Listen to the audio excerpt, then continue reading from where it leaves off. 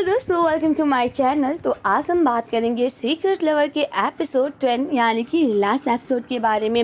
अगर आज के एपिसोड की बात करें तो आज का एपिसोड बहुत ही ज़्यादा इमोशनल और बहुत ही ज़्यादा क्यूट होने वाला है। आई होप ये वीडियो आपको बहुत पसंद आए और मेरी एक्सप्लेनेशन भी। तो अगर आप मेरे चैनल पर नए हैं तो प्लीज़ सब्सक्राइब ज़रूर कीजिएगा। तो चलिए एक्सप्लेनेशन करते हैं। एपिसोड की शुरुआत में दिखाया जाता है किस तरह जुनसी और ताऊ काफ़ी घबराए रहते हैं और तभी ताऊ कहता है जुनसी।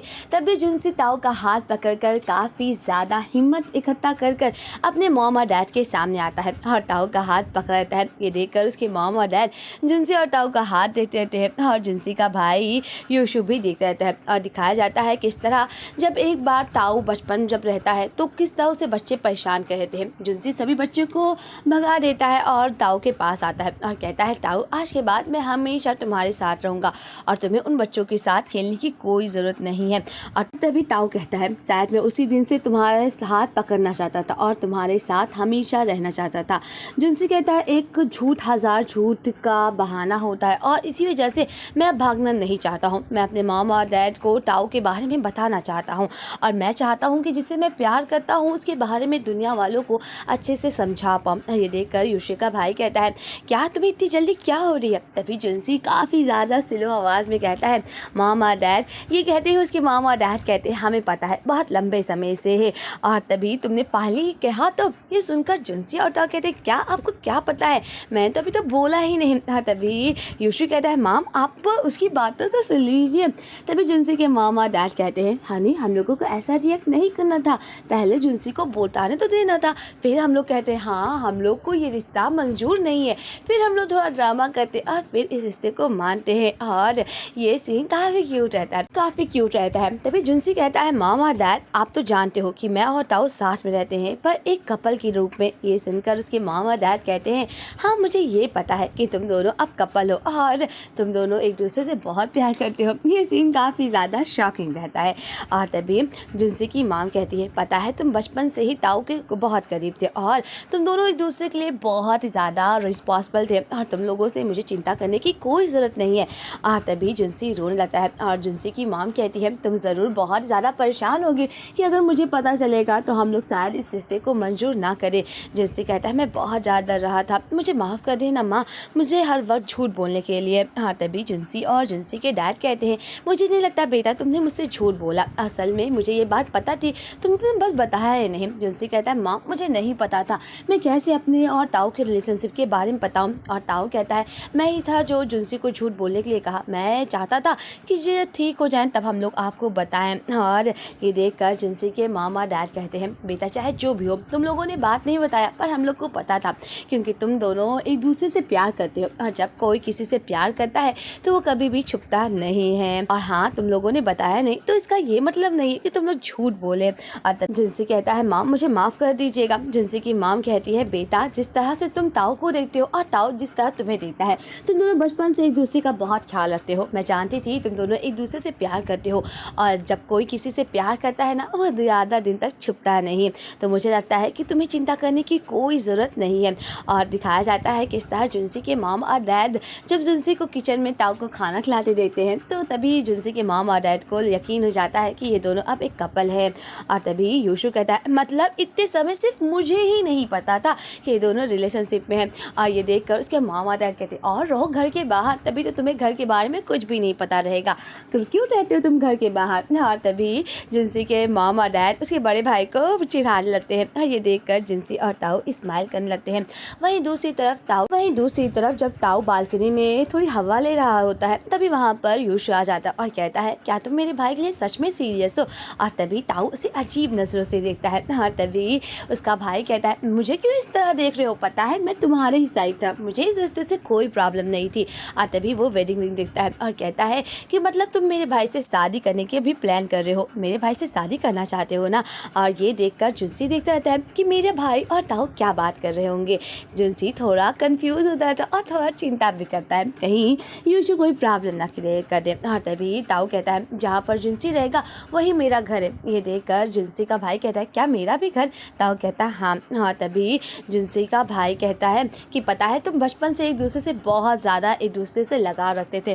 ताऊ कहता है पर जुनसी तुमसे ज़्यादा प्यार करता है। ये देखकर योशी कहता है ऑफ कोर्स वो मेरा छोटा भाई, और हाँ फ्यूचर में कभी भी कोई प्रॉब्लम होगी तो तुम्हारा बड़ा भाई है तुम लोगों को समझाने के लिए, और मैं तुम्हारे ही साइड हूँ, तो मुझे अपना दुश्मन मत समझो। ये सीन काफ़ी क्यूट सा रहता है। जुनसी ये देखकर काफ़ी खुश होता है कि उसके भाई ने भी ताऊ को एक्सेप्ट कर लिया। और तभी जुनसी कहता है मॉम वैसे आपको कब पता चला कि हम दोनों एक दूसरे से प्यार करते हैं। जुनसी के माँ और डैड कहते हैं सर जब तुम लोग पहले यूनिवर्सिटी के फर्स्ट ईयर में थे तो शायद तब मुझे पता चला।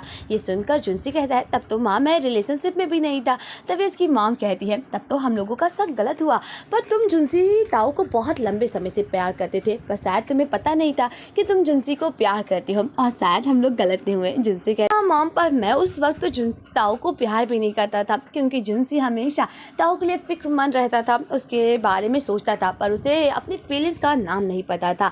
और यही उसकी मॉम भी कहती है पता है जुनसी तुम हमेशा ताऊ के लिए फिक्रमंद रहते थे, उसके लिए परेशान रहते थे, उसका हमेशा केयर करते थे, और यही तो है प्यार। वहीं दूसरी तरफ जुनसी और ताऊ जब घर पे आते हैं तो जुनसी पूरे घर की हालत देखता है और देखता है कि पूरा घर ताऊ ने फैलाया है। ये देखकर जुनसी कहता है ये क्या हुआ। ताऊ कहता है मुझे माफ़ कर दो, मुझे बहुत तुम्हारी याद आ रही थी। तो जुनसी कहता है चलो साथ में मिलकर घर की सफाई करते हैं, पर तभी ताऊ जुनसी को किस करने लगता है और कहता है मुझे साफ सफाई नहीं करनी है, सच बताऊँ मुझे तुम्हें बहुत ज़्यादा पसंद हो। और तभी जुनसी कहता है क्या। ताऊ कहता है मैंने तुम्हें बहुत मिस किया। तभी जुनसी और ताऊ एक दूसरे को किस करते और यहाँ पे इनका इंटीमेट सीन दिखाया जाता है।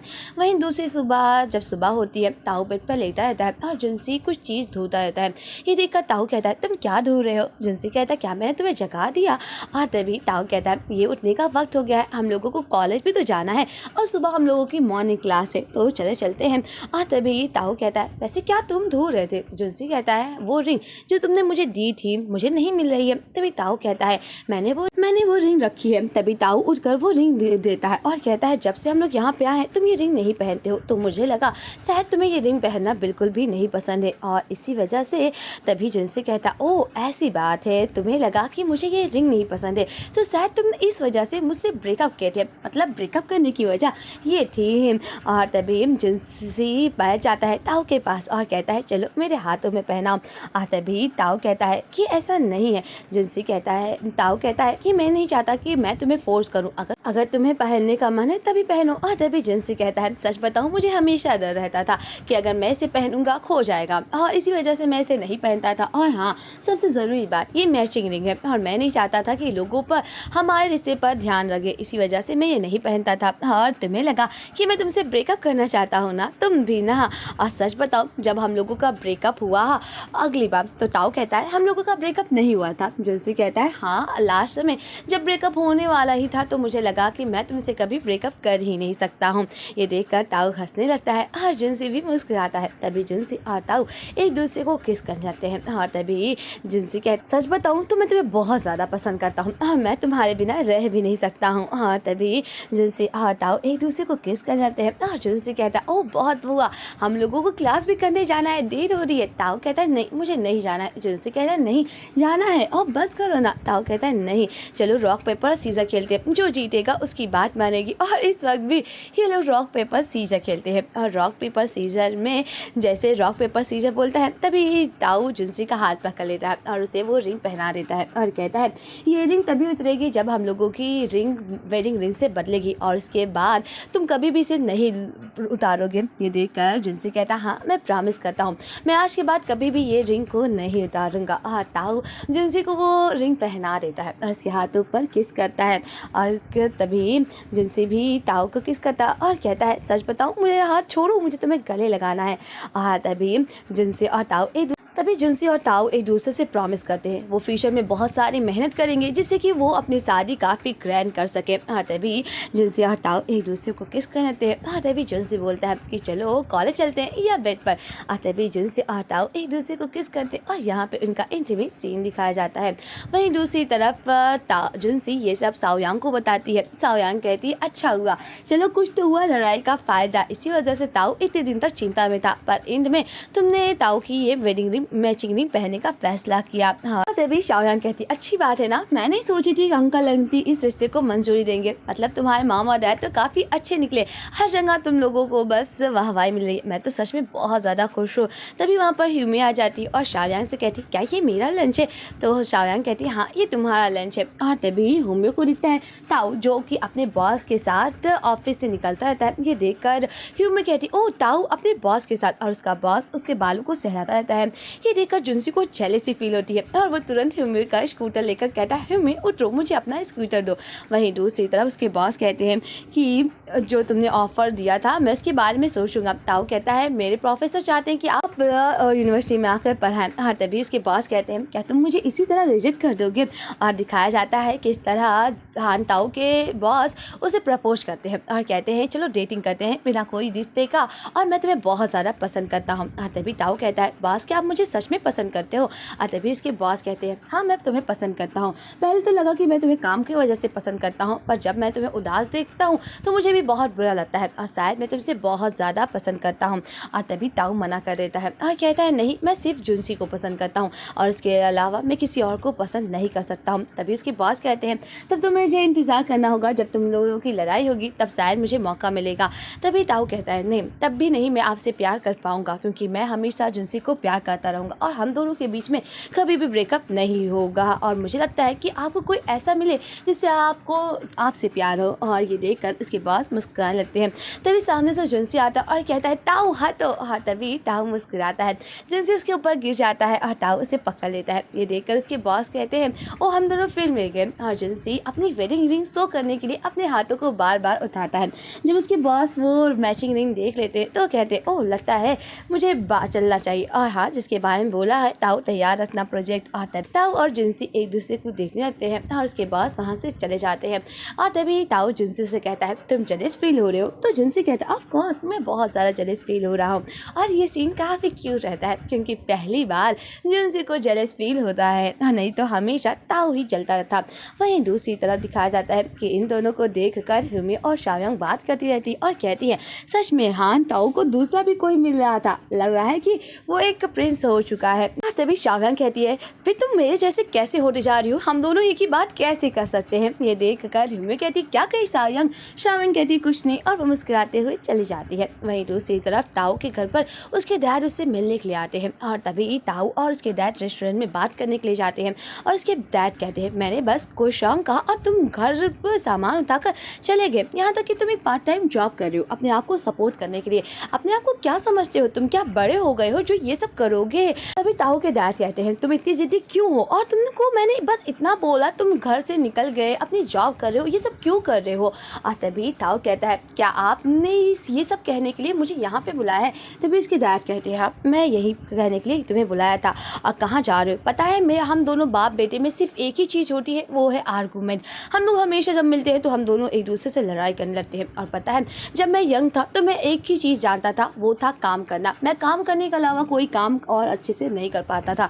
जब तुम पैदा हुए और तुम्हारी माँ प्रॉब्लम में थी, मुझे नहीं समझ में आता था जब तुम रोते थे मैं क्या करूँ। इसी वजह से मैं हमेशा काम के लिए चला जाता था और सारी जिम्मेदारी तुम्हारी मॉम पर थी। शायद तुम्हारी मॉम की हालत का जिम्मेदार मैं ही था जो उसकी ऐसी मेंटल हेल्थ हुई और इसी वजह से उसने मुझे छोड़ने का फैसला किया। और देखो ना आखिर में मेरे साथ क्या हुआ, तुम्हारी मॉम ने मुझसे डिवोर्स लेने का फैसला किया।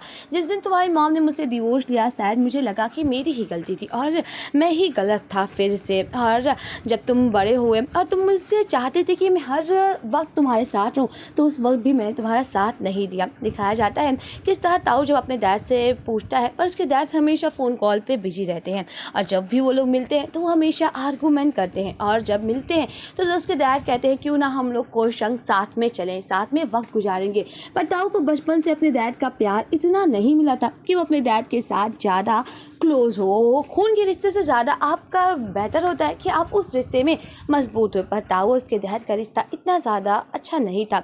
और ताऊ याद करता है कि इस तरह जुनसी ने उस वक्त भी उसे संभाला था। और तभी उसके डैड इमोशनल हो जाते हैं और तभी ताऊ समझते हुए कहता है कि डैड अगली बार मैं आपके साथ क्वेश्चन ज़रूर आऊँगा। ताऊ के डैड मुस्कुराते हैं।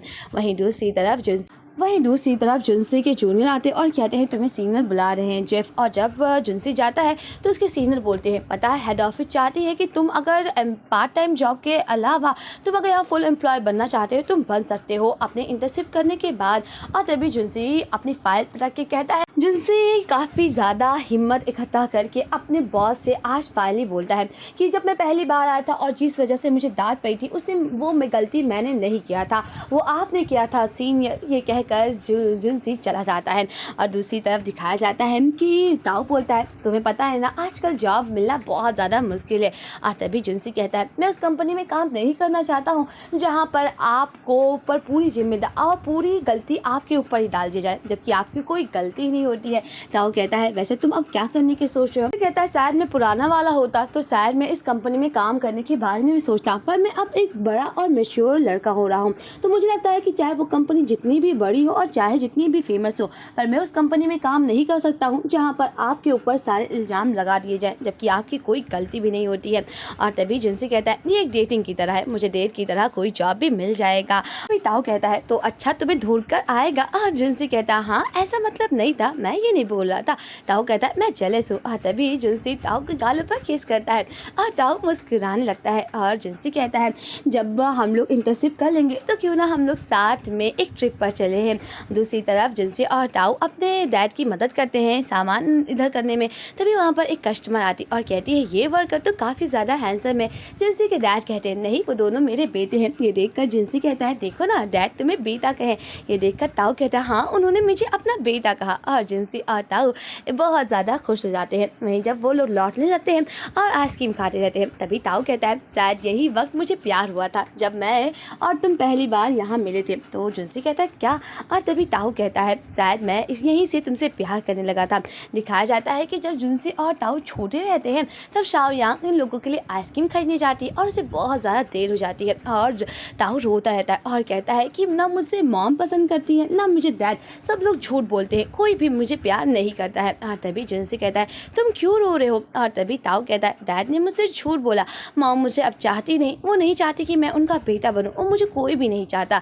तभी जुनसी ताऊ को समझाता है और अपने गले में लगा लेता है और कहता है मैं अपनी मॉम तुम्हारे साथ शेयर करूंगा, डैड भी तुम्हारे साथ शेयर करूंगा और हाँ भाई को थोड़ा थोड़ा। तभी ताऊ कहता है क्या तुम मुझे अपने साथ शेयर नहीं करोगे? तो जुनसी कहता है मेरे पास जो था मैंने तुम्हें दे दिया, तो मेरे पास क्या बचा है? अब जो तुम्हारा वो मेरा। और तभी जुनसी और ताऊ एक दूसरे का हाथ थाम लेते हैं। और तभी ताऊ कहता है तुम मेरे हो और तुम किसी और के नहीं हो सकते हो, मैं कभी भी किसी और के साथ तुम्हें शेयर नहीं कर सकता हूँ। जुनसी कहता है हाँ मैं जानता हूँ। ताऊ कहता है फॉर एवर हम लोग हमेशा साथ रहेंगे। जुनसी कहता है हाँ हमेशा हम दोनों साथ में रहेंगे। और तभी ताऊ कहता है नेक्स्ट क्या करना चाहते हो? तभी ताऊ जुनसी के कान में कुछ बोलता है जिसे सुनकर जुनसी काफ़ी शर्मा जाता है। और तभी ताऊ कहता है क्यों ना हम लोग रॉक पेपर सीजर खेले और जो भी खेलेगा वो ऑर्डर करेगा और जो हारेगा वो सामान लेकर आएगा। और तभी जुनसी और ताऊ रॉक पेपर सीजर खेलते हैं और जुनसी ये गेम जीत जाता है पहली बार। और ताऊ कहता है ओह मैंने तो ये गेम खेला ही नहीं। और तभी जुनसी कहता है हाँ ताऊ तुम मेरे साथ ऐसा कैसे कर सकते हो? और वो लोग बीच पे जाते और वो काफ़ी सारी मस्ती करते हैं। और यहीं पर इस एपिसोड का एंड होता है। वैसे यहीं पर इस सीरीज का एंड होता है। मिलते हैं नेक्स्ट सीरीज के एक्सप्लेनेशन के साथ। वैसे ये सीरीज को आपको कितनी याद आएगी प्लीज़ कमेंट में ज़रूर बताइएगा। आज के लिए बस इतना ही, बाय बाय फ्रेंड्स।